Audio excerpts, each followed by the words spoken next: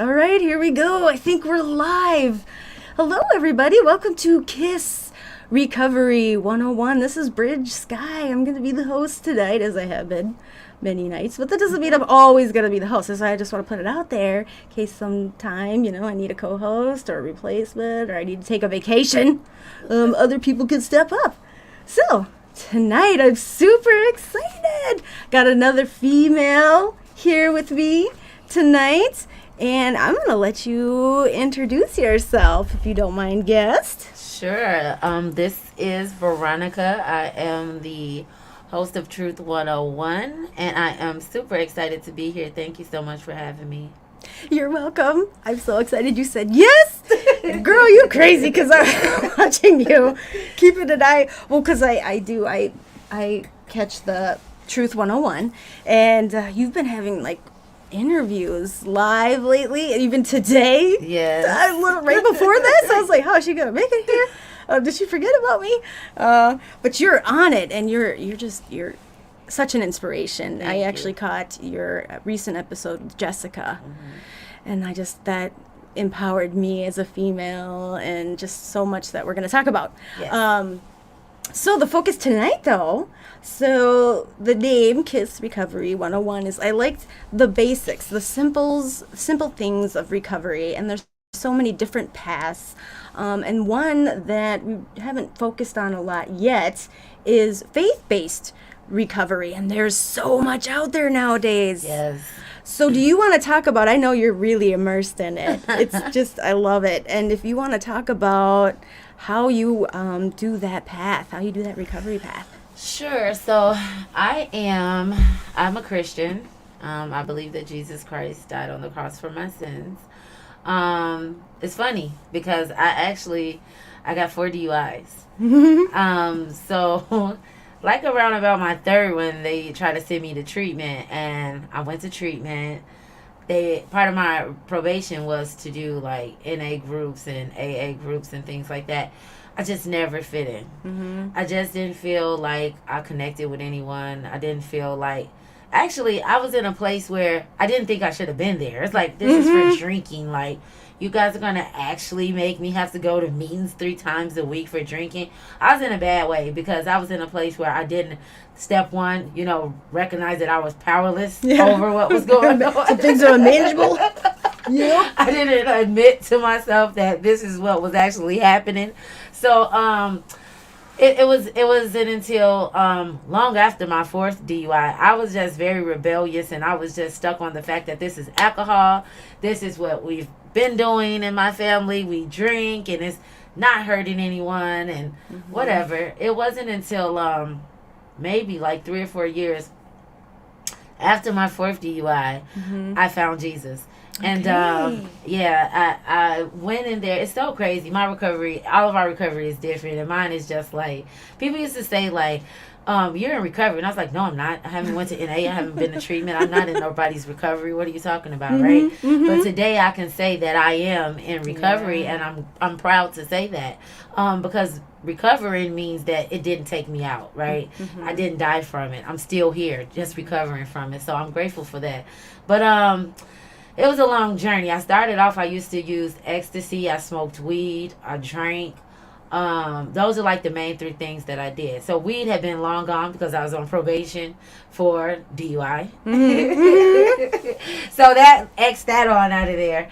And once I found Jesus, I actually stumbled into the church running from a domestic abuse situation. I was just at my wit's end. I was just tired. I tried killing myself. That didn't work.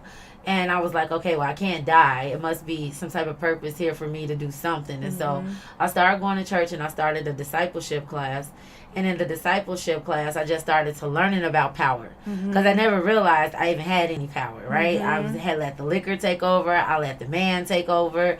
I let the circumstances of life run me, right? I just was going with the flow with everything that was happening to me. I never took control or accountability for anything.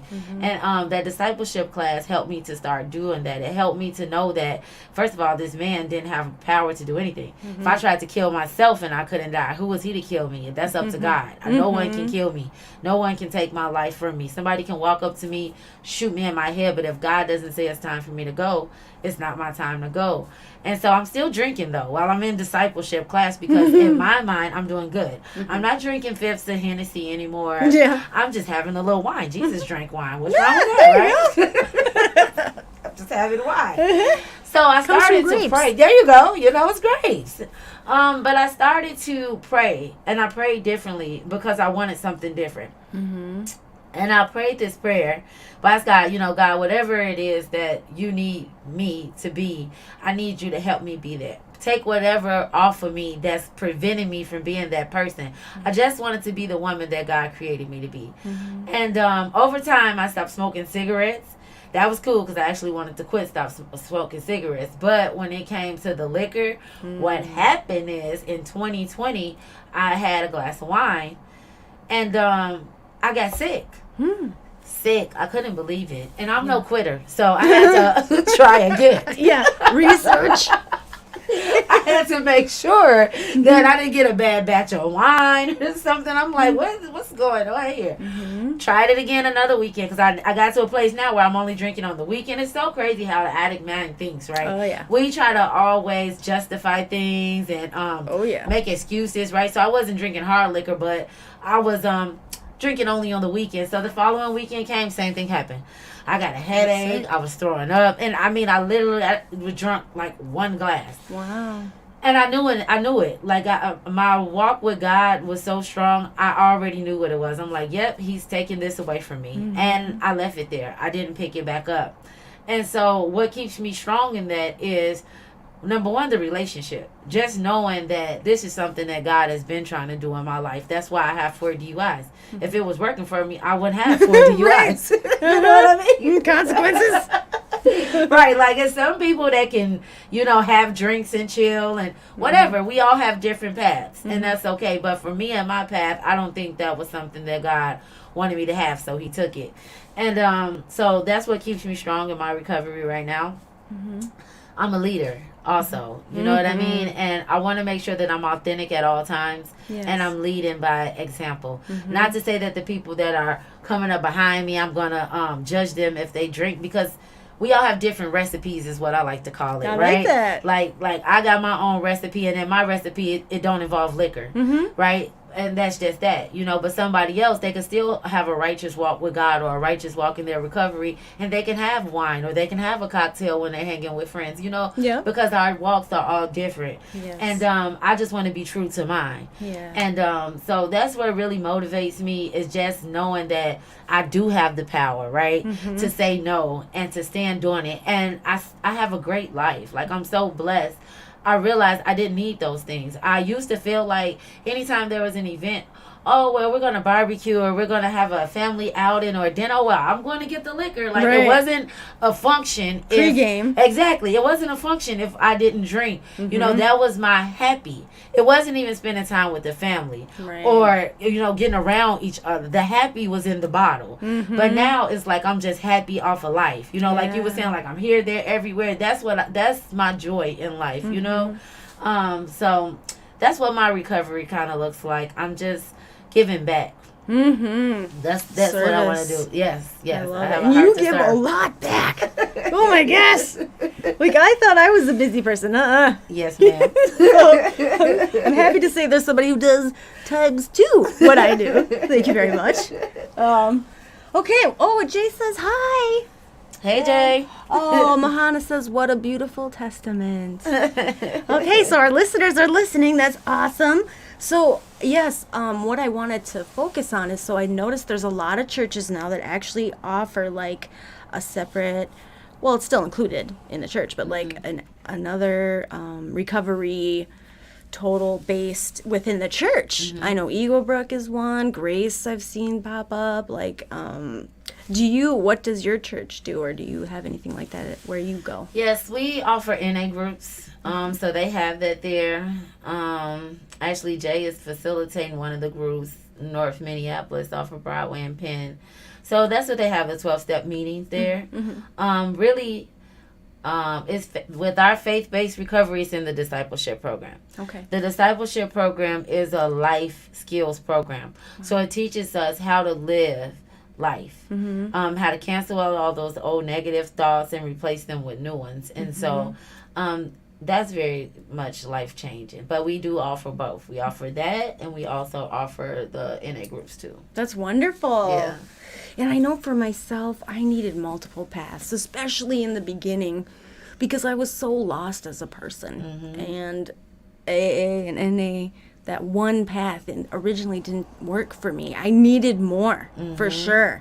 And I was able to figure that out, you know. It was hard because I'm just an overthinker and a perfectionist. Ugh, I hate that term. I know.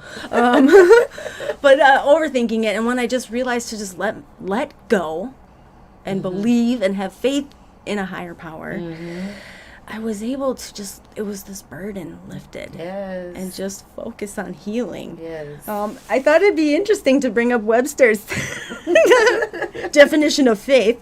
Webster says it's complete trust or confidence in someone or something. Yes, yes. And I like doing research, so I had to go further into it. And here's 7 characteristics of faith. So let me know your thoughts on these. I kind of like them. It says, faith is grace, a supernatural gift of a higher power. Yes. Faith is certain.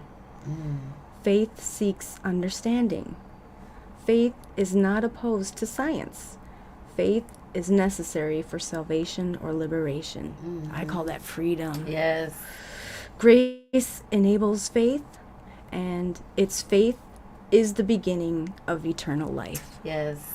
Would you know those like perfect? They are. They're absolutely amazing, and that's true. Because you have to have faith in something bigger than yourself. Because we have limitations, right? Oh, yes. So what about when I get to my limit, when I feel like I can't take no more, when I feel like I'm depleted, then what do I do? Right? I might as well just give up and die if I'm dependent on me, right? That's why I'm grateful to have a higher power, to have God to call on, because I know that I couldn't do it without him. So I absolutely agree with that. Grace is in your faith, you know. It gives you hope, because we know that we can't do it by ourselves, right? You know. So yeah, I like that. That makes me think of, I've heard a saying where it's like, we're not humans living a spiritual life, we're spiritual being. Oh yeah, we're not human beings living a spiritual life, we're spiritual beings living a human life. That's right. And I was like, yes. Yeah. Because like even when it talks about like eternal life, I'm gonna get a little weird. No, go ahead. But I kind of believe in this concept of like reincarnation, like the possibility of that, because I feel like there's those old souls, and there's just dreams and just coincidences. Is it odd? I don't know, things that have happened. And here's how I like reason with people that just don't seem to get it, or they're not very kind, or they're just a-holes. Right. I'm like, well, I believe in reincarnation. I believe like we are learning lessons while we're here, right? Absolutely. And there's a bigger purpose and intention for us.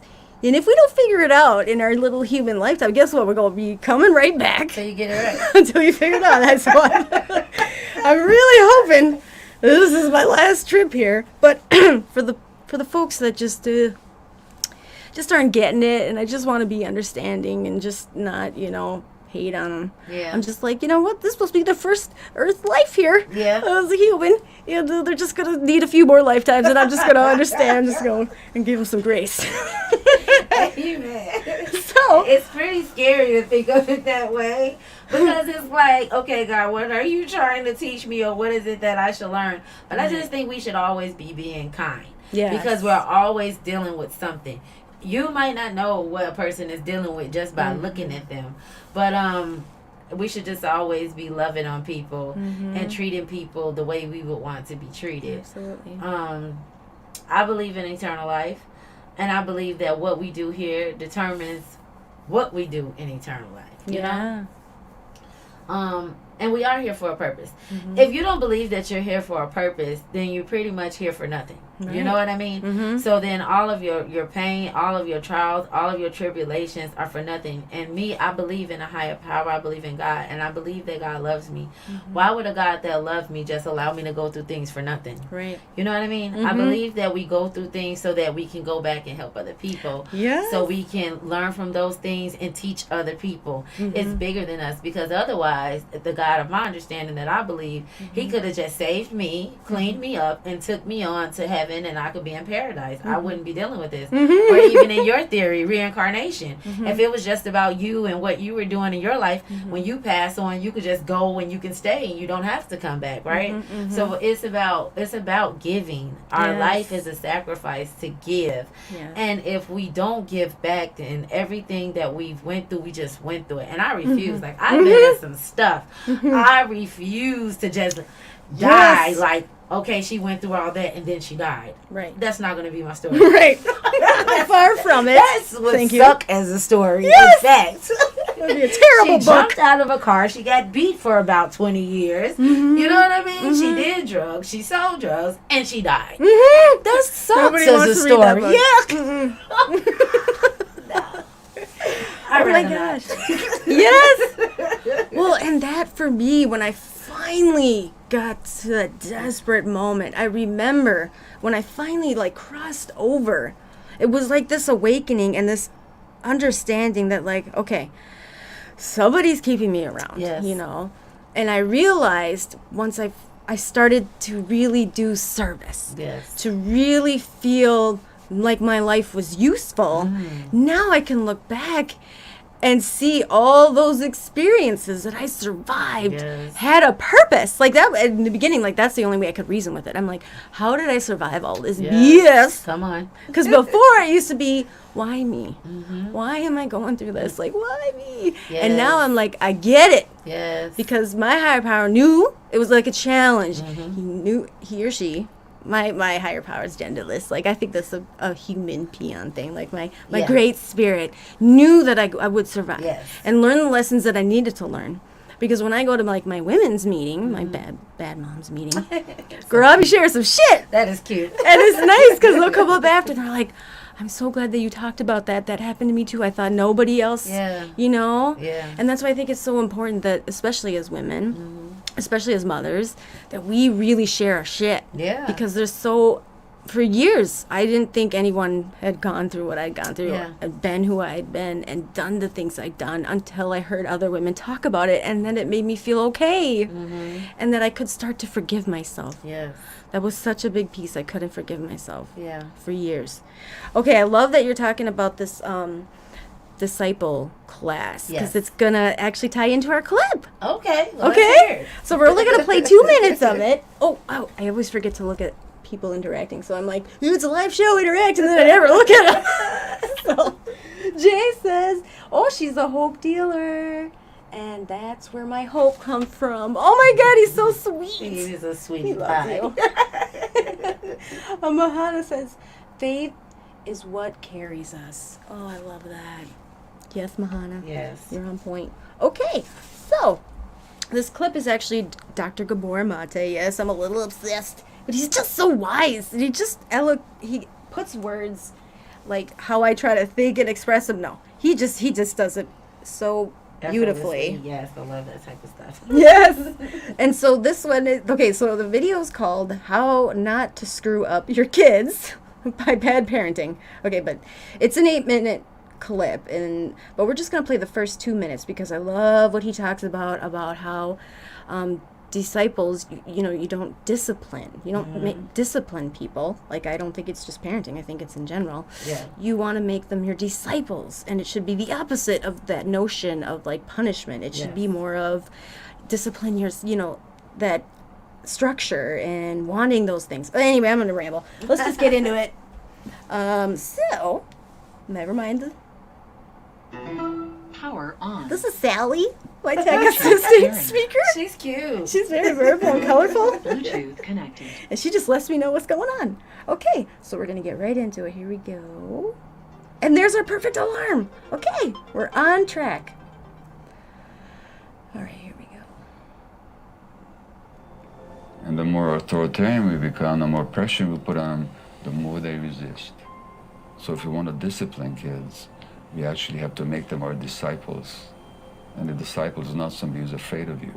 The disciple is somebody who loves you and wants to belong to you and follow you. That anything that you do that undermines the relationship with the child will actually undermine the child's development because it makes the child insecure. And most psychologists and parenting experts will tell you, time out. In other words, what they're telling you is withdraw the relationship from the child as a way of threatening the child. But what have you taught her? You've taught her that the relationship is conditional, that they're only acceptable to you if they please you. Just the opposite of what any loving parent wants to teach. So that the psychology, the parenting psychology in this culture has become anti-child. When it comes to my relationship with my children, is that first lesson of happiness is the greatest gift I can give them. Yeah. Those first 7 years are very important. Are there other things? Actually, the first 7 years are crucial. I would say the first 3 years are the nub of it. I always say to people, you get the first 3 years right, you can relax. If you don't get the first 3 years right, you'll be practicing remedial parenting for decades. And what does screwing it up look like? And how would you know? Well, first of all, you'd know because there I am with my son, and I'm not finding rest in it. So I don't know how to be there with him. I don't know how to be there for him. And I was like that. I was always waiting for my kids to grow older when I could intellectually engage them, and now we'll have something in common. But the sheer act of being, or the sheer state of being, I could never achieve with them. And it's interesting because I look at my brothers. They're so wonderful with little kids. They're so spontaneously there for them. I never knew how to do that because the real relationship doesn't depend on words. It depends on the capacity to be with. And I can sense just that energy from you. I'm just here with you. Yeah. And I'm here. And I welcome your presence. Right. And I welcome you to exist in my presence. And I'm overjoyed to have you in my presence. Right. That's what the child needs from the parent. And that's communicated with body language and everything. And through the energy that you exude. And they can feel it. They can absolutely feel it. Wow. They can't name it, but they can feel it. Okay, and that already starts changing their personality right there. That shapes their personality. Okay, we're gonna stop it right there. Wow. Oh my gosh, I love that clip. Actually, when I first heard it, I ugly cried for a while. Yeah. Because he's like, if you mess up, like after that first 3 years, you're gonna have to spend a lot of time remedying that. Mm-hmm. And unfortunately, so I've been in, I'd say I finally chose the path of long-term recovery just this 2 years. But it's been 17 years before that. Yeah. That I couldn't figure it out. And, one of the biggest things, I don't live in regrets, but one of the things that, I definitely would shame myself for was, I did all the things, like I made sure they went to school and they ate and they, did their homework, but I was such an empty person. Mm-hmm. I was an empty shell of a mother. I was so numb and not present. Mm-hmm. And I love this message of, I love that he says, like, your disciples, they want to belong to you. Right. They want to follow you. They love you. And, I'm not going to get emotional, but I loved the fact that I know when I first got my kids back, and luckily I was seeing a therapist, regularly. Yeah. And I kept buying them things. And she's, and, I'm broke anyway. And she's always like, how come you never, she was trying to understand how I'm like so broke. And we finally understood, like I was trying to buy them things to make up for that time, that I felt so guilty about. And she said, Bridge, they just want you. Yeah. And DVT really helped me learn to be in the present moment as much as possible. I'm just a human. Yep. But really, like, especially with my 3-year-old, I literally found like a free rocking slider thing. Cute. And I forgot just at night, that's our quality time, is just him sitting on my lap and rocking in the slider. And he loves it. Mm-hmm. And there's no needing to like please it with toys or treats or whatever. Yeah. He just loves to sit on my lap. Yeah. So what did you think of that clip? Anything? Yeah, I think the same thing. That's absolutely true. And it takes us time to actually realize that. I have 3 children. My oldest is 22, and then I have a 20-year-old, and then a 15-year-old. Oh my gosh, girl, you do not look. God is good. Thank you, God. I don't look like what I've been through, right? He's so good like that. But same. I was pretty much absent as a parent, mentally, physically, and emotionally, for a lot of years of my children's life. And then once I did start being aware of what was happening, Awareness. because I was the same way. I fed them, I worked, I was home with them, but I wasn't present. And it wasn't until like my oldest two were teenagers I started to realize the damage that had been done. It was actually not until I started healing, until I started being aware that I had the problem. Remember, I wasn't aware that I even had this alcohol problem. You know what I mean? Right. My biggest problem, if you would have asked me back then, was that I was dealing with no good men that were abusive and controlling, you know? But the problem was never the alcohol. It was never my kids. You know, I thought that I had that thing under control. But once I got into the discipleship class and I started to really see the brokenness within myself, I came into a place where I was like you too. I started trying to buy my kids love. I started trying to just not get on their bad side, because they're not teenagers, almost adults now. So it's like I don't even want to ruffle their feathers, because guess what? When I say, well, you know, you shouldn't do this, they say, well, you did this and you did that and you da-da-da, you know, and I felt bad. So I will retract, you know, like they were using it against me. But I love it. In the Bible it says that anything that comes to Christ, you're a new creature, right? And I feel like this: if God can forgive me and make me a new creature, who are you to hold my past against me, right? I don't care if you is my kid. I love you, but the first thing I got to do is I got to set a boundary. Because this is the only way that I'm going to help you, is if I first let you know I'm not a pushover. You're not going to, you know, what I did is what I did, and I'm sorry for it. I'm going to be better moving forward. But what I'm not going to do is allow you to use that to keep me where I was.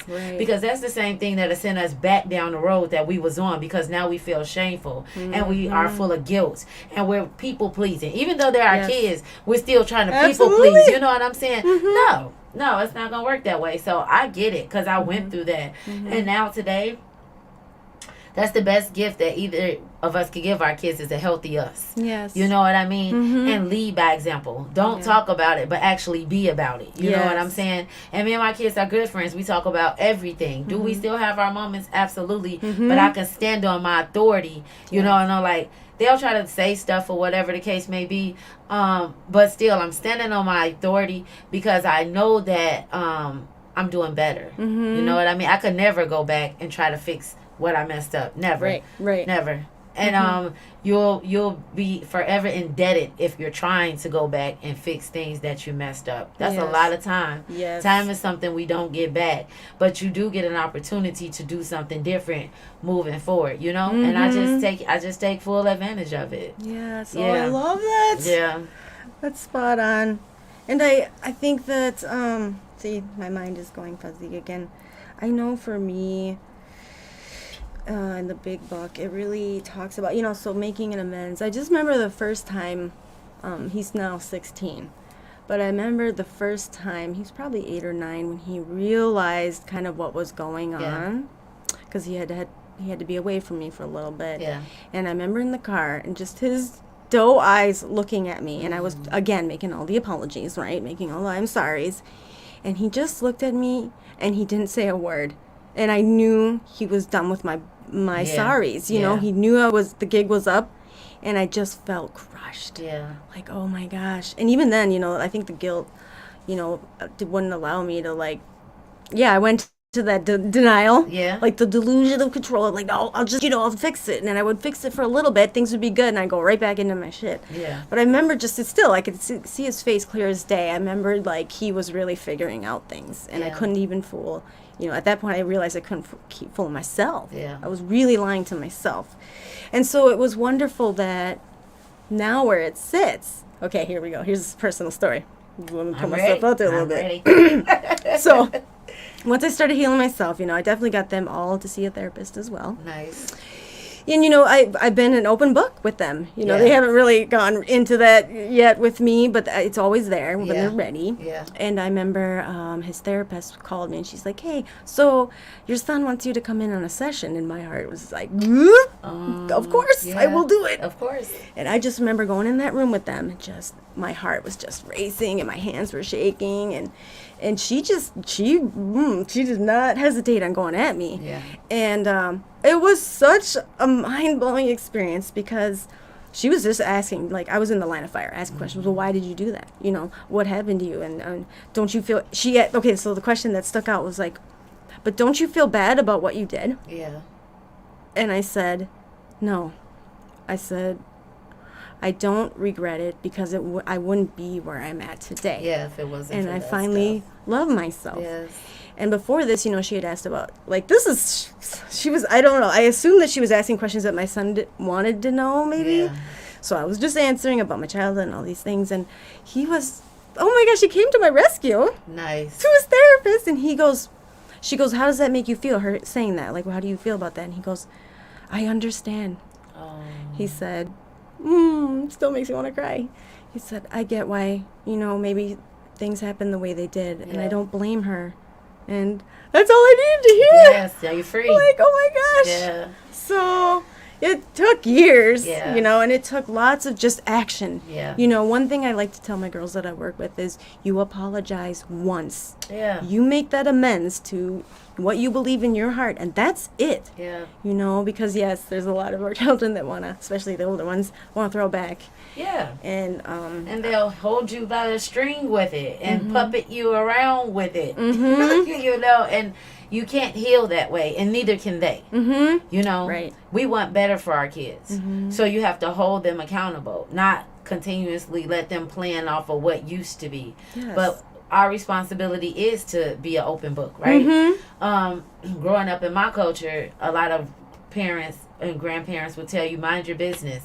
You don't get in grown folks' business. So there's a lot of things that we didn't know, right? Yeah. But when you damage your children like that, they have a right to know, Yeah. right? Because they may be doing things that's a reflection of stuff that you have done. Right. And they might not even know why they've been doing it. But once you can open up that dialogue and you can say, Yes. well, I dated these type of people because I was in this type of situation. They will understand, like, okay, well, this ain't normal. I shouldn't be with this person. This is why she did it. I don't have to do that. You see what I'm saying? Yes, I love that. Yeah, we have to be honest. We can't lie. Like, even the most embarrassing things, you don't want to talk about. Like you were saying, the therapist is like, running all these questions. In a minute, you feel a little defensive, but at the same time, this is what needs to happen. Because now all of the things that we messed up, we have to rebuild. Yes. It's like restoring a relationship. So you have to be honest. You know what I mean? If you want this relationship to work, you have to be real. You have to be honest. You have to put yourself out there. It's your kids that worth it. You know what I Yes. mean? And the next thing is by doing it. Yes. You can't be one of those parents that say, do this, but you doing the total Right. opposite of what you're telling your kids Exactly. to do. You know what I Very mean? hypocritical. Exactly. And so I really am intentional about what I say and what I do now, because I know I don't have the room. Like you said, your son looked at you and he was through.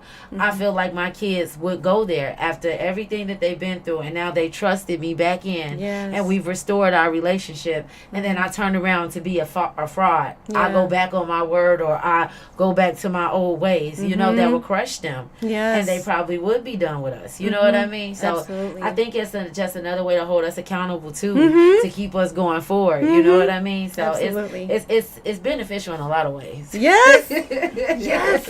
Okay, I'm going to. Oh, okay. Mahana has some more things for you. I'm gonna get out of here. Okay, Mahana says. Oh wait, Jay says she cool, but I meant God. They both come from God and her. LOL. Okay, and Mahana says it made me emotional listening to him, Dr. Bormonte. Veronica sounds like she has little kids, not adults. I know. And she's beautiful too. Like, Thank you. young. I like how Veronica say, "You can't go back.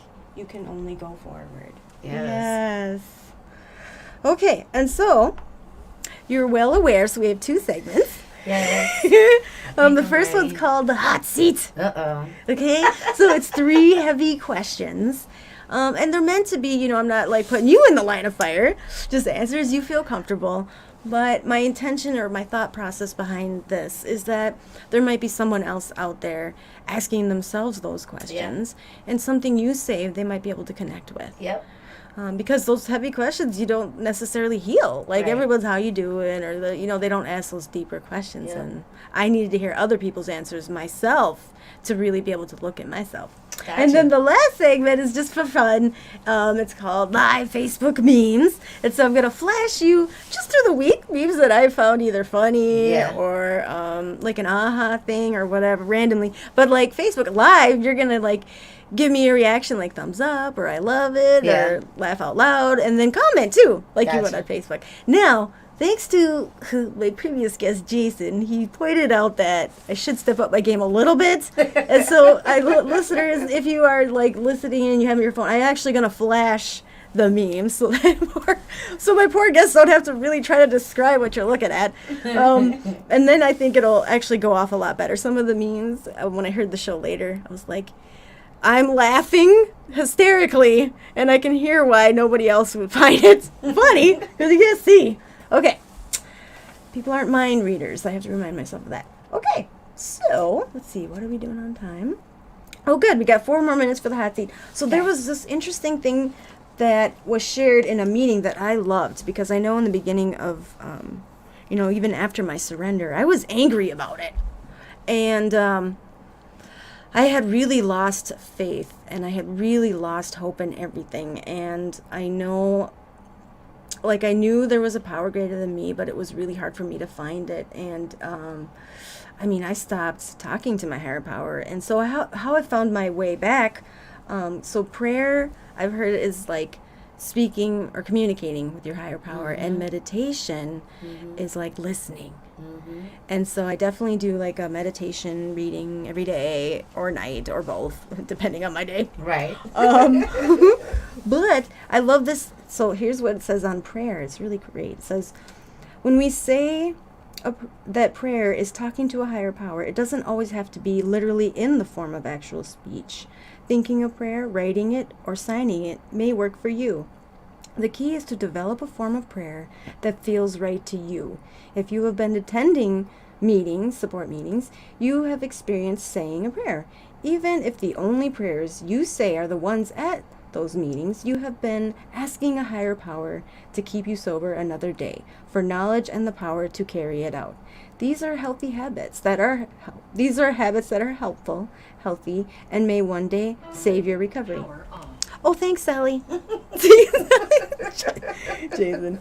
Okay, and then here's my favorite thing with the meditation, because this it made me understand why I felt to even find power in the meetings was bringing me back. And so it says, believe it or not, and this is on meditation, believe it or not, you have already been meditating every time you've stood as a community in a meeting and observed the moment of silence. Every time you are out of your own head and listening intently to the story of another person, you are meditating. This is one of the reasons meetings are the medicine for alcoholics and addicts. That reprieve that we feel from the obsessive mind and the refocusing which brings us to the present moment is a major part of meditation. It is a simple fact that prayer, meditation, and conscious contact calms us and grounds us, usually helping to alleviate the fears that seem to overwhelm and threaten our recovery. That's one of the reasons that we say it works if you work it. Yeah. And I love that, because definitely, for sure, especially now that I'm really focused on trying to be in the present moment. When I go to meetings, I'm listening intently to every single person, especially newcomers. Like, I might even creep them out. I'm literally like, You're like focused, staring them down. Don't want to miss a word. Yeah, I read their body language. I try to come over, not creepily. How's it going today? I like what you shared. I'm like, okay, back up. Yeah. Oh, I get that too. And I'm like, okay, well, my name's on the phone list. Reach out anytime. But yeah, so, okay. I just wanted to share that. I have the notebook of the 3 questions. You ready? Oh, I have a sound effect. I try to sound like I heard it. It was like crackling fire. I was like, ooh, this is good. it makes it sound hot and heavy. You hear it? I You hear see how it. my sound effects work? I feel like I'm in the hot seat. Okay. So, here we go, Veronica. 3 questions. I'm just going to shoot them at you. You ready? And don't feel ready. rushed. Oh, there's our alarm. See? We're running Right on time. Yes. You are punctual. I'm really trying. Jason, oh my gosh, that was the longest show ever. It was like an hour and 45 minutes. Jason likes to talk. I He's love good Jason. at talking too, yes. Well, he has his own podcast, you know, so he's professional. He's been doing No it for a shade while. to Jason, but he does love to talk.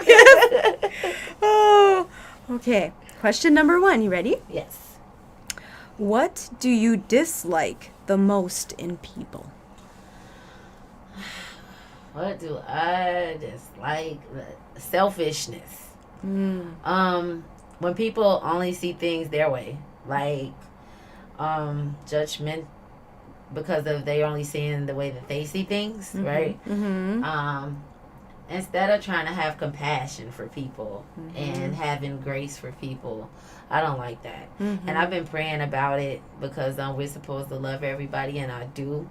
But I don't like when people look at people and they make assumptions about them and they treat them as though they've assumed about them. You know what I mean? That really does something to my spirit, and yeah, I'm working on it. Yes! Oh, there's a lot of them out there. Yeah, you know, they only see things their way. You know what I mean? And it's like, well, if I think this person is that, that's what they are. And it's like, you know, a part of us living the life that we live is we have to look at people. If a person is behaving a certain type of way, maybe they're going through something. Why we don't look at people and think that first versus looking at them and thinking that they're just trying to be mean or they're just trying to be rude. You know, people are going through things. Yes. So instead of thinking the worst, maybe we should try to think the best about people. I love that. Yeah. They're just making ass assumptions. There you go. Like that. You got that part. That's great. It's so true. And I think that's where, you know, you and I and just people in recovery, we have been through the depths of some stuff. And so I feel like that's kind of what puts us on a better, not a better, but just a different level, is that we have that compassion and that empathy. Absolutely. You know? Absolutely. You never know what a person is going through. You know? Okay, ready? Ready? Question number 2. Do you remember any character-defining moments from your youth? Yeah. I mean, it was a lot of me being independent as a youth, and I think that comes from the influences of my grandmother and my mother. I didn't really have men around. So that definitely did something to my character when it came to me dating, because I always look for a guy to fill in that hole. So I was a very independent person, but when I did find a man, I searched for a love in the man that I never got at home, because I didn't have like a dad, I didn't have an uncle, I didn't have a cousin. The only male role model I had in my family was my great-grandfather. Okay. And he passed away when I was 11. Oh, okay. So I really didn't know what that looked like. So that I think that shaped and molded me, and all I did was heard things. Like my grandmother would tell me, well, you want a man that's going to take care of you. You want a man that has some money. You want a man that... So I never seen what it looked like. Yeah. So when I started dating, that's how I think I ended up with like the wrong people. Trial by error. Exactly. Going off of what she said, you know, and like, Yeah. okay, well, they don't have no men around, so this must mean that these men can't pay. Yeah. So maybe if I find a man that could pay, you know, that's the key. But I wasn't getting everything else. He should love you like this, and he should treat you like that, and he should Right. respect you as a lady, and you know what I mean? Never knew nothing like that. So yeah, that was definitely character defining as a child. Absolutely. And a lot of what you've spoke on too, I feel like you how you're parenting, how we're parenting now is breaking those cycles. Yes. You know. Yes, for sure. And even just within my own patterns of thinking, you know, the awareness piece has allowed me to think about what I'm thinking. Yeah. Okay, I won't ramble. Question number 3. You're doing great. Okay. Thank you. Veronica, how would you deal with betrayal? Oh, right now, today, Present moment. Yeah, I just pray for them. Yeah. I can't do anything else but to pray for them. You know, I may tell a person how I feel about it, but that's up. You know, that's between them and God. You know what I'm saying? I used to be the type of person. Oh, I was hell on wheels. Let me tell you something. You do me, you best believe I'm getting my lick back. Ooh, I was like, I'm not resting until you gonna feel me. But see, I know where my help comes from, and I have faith in that, and I'm okay with that. So nobody's getting away with nothing. So if you betray me, you got to worry about my Father in heaven. He gonna handle that for me. So it is what it is. I have been betrayed early on in my Christian walk, and it hurt because I was becoming a Christian, and I'm like, oh, it's safe here. You know, probably like people coming into support groups or recovery for the first time. They feel like, oh, these people care about me. It's safe here. This is a new life. These are new people, but they're still people. Yep. We can't put so much what is it, like faith in people. You see what I'm saying? Because people will let you down, but God won't, you know. Right. So yeah, I try not to let those type of things get to me. I'm still working on it because I am a human being. You know, sometimes my feelings get hurt about stuff. Sometimes I feel like people owe me an apology about things, and sometimes it may sit on me for a while, but I'm not gonna do nothing to them. You know, I'm gonna deal with myself. I'm gonna pray about it, and I'm gonna try to work through my feelings so I could be better. I'm no longer drinking and things to suppress those feelings, so I have to work through these feelings. You know, so it's good, but I'm grateful to have a source that I can call on. God, help me. You know, God, I need you to fix this for me. You know. And I pray for them, because if somebody does something, like I said, if somebody do something to you, it's something wrong with them, you know. And I'm not trying to be like, funny or condescending when I say that. I'm serious. Like, people be having their own internal battles where they might not even love themselves, so how can they love you, you know? So I try not to take a lot of stuff personal. Yes. Yeah. Oh, I would totally agree. I so for me in the present moment, you know, if I feel like I've been betrayed, you know, and just, you know, because I still, like, it's such a conflicting and confusing thing for me to say. Like, I trust way more than I did before, you know, especially people in the rooms. I almost give them too much trust, you know. I put my heart on my sleeve. We do. And where I really have to sit back and not go back into my old cycles and patterns of thinking is, like, if they do me wrong in any way, I'm just shut them out. And I can't do that, especially if I'm trying to help people in recovery.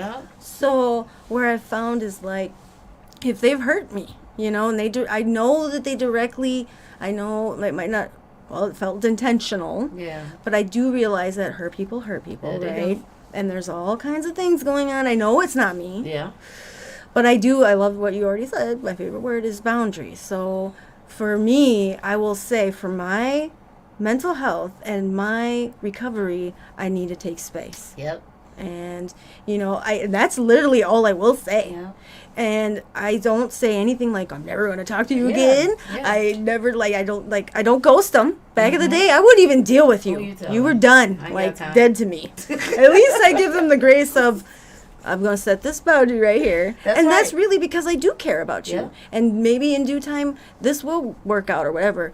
But you know, when you betray, you know, because I, like, openly give you my love and trust, and I go out of my way for a lot of people. It hurts. It does. It does hurt, but it's just like, so now I'm not like, before.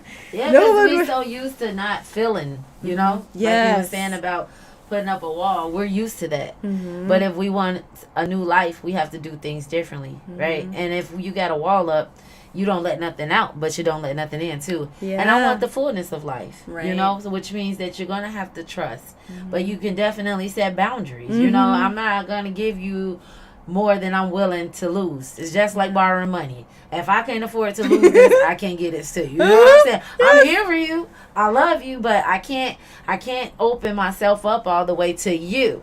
You know, that don't mean to everybody else. Because before I was just closed down, like nobody's getting up in here, you know, but I don't want to live that life. I want to love, and I want to be loved, you know? You know, absolutely.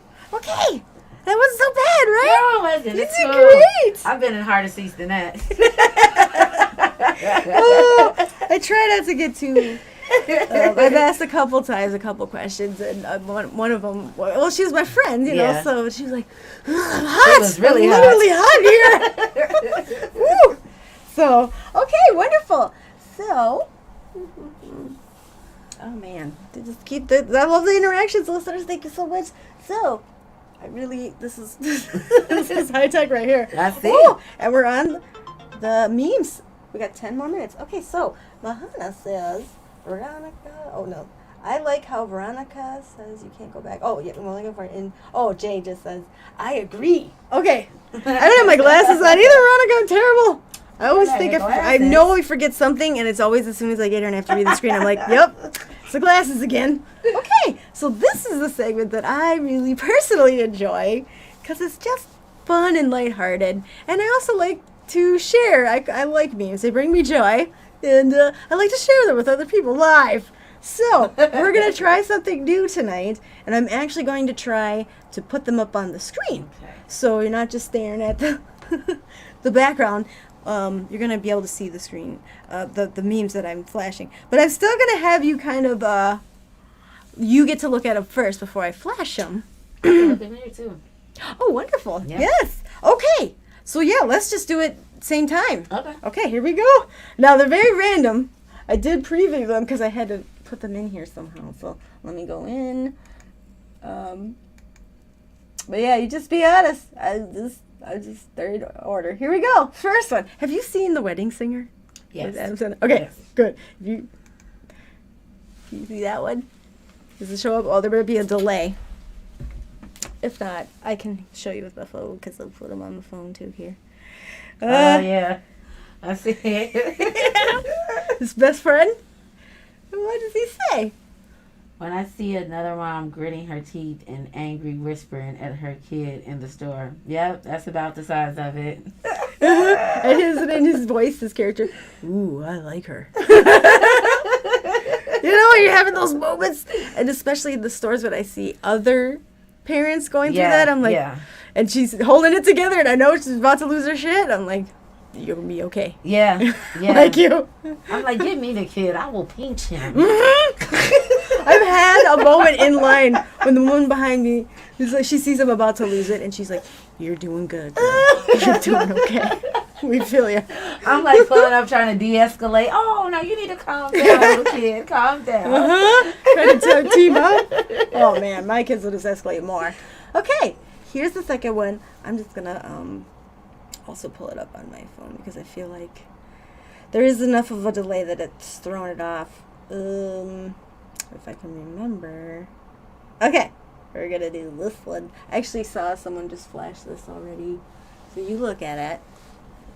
In South Park. You